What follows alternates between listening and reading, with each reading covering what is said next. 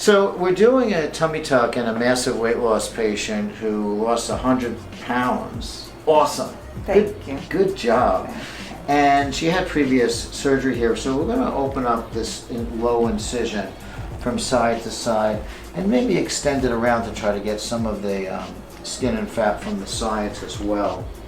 Now this is kind of called an extended tummy tuck, and you also have an incision around the belly button. So we'll pull everything down, we'll tighten up the abdominal wall muscles as much as we can. And we're also doing some liposuction of the outer thighs. So we're going to contour this area. And the cellulite won't go away with liposuction, but we'll bring in this piece that's sticking out as much as we can.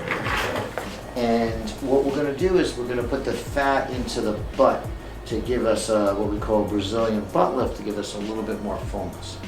Now we're also doing a thigh lift to get rid of all this extra skin.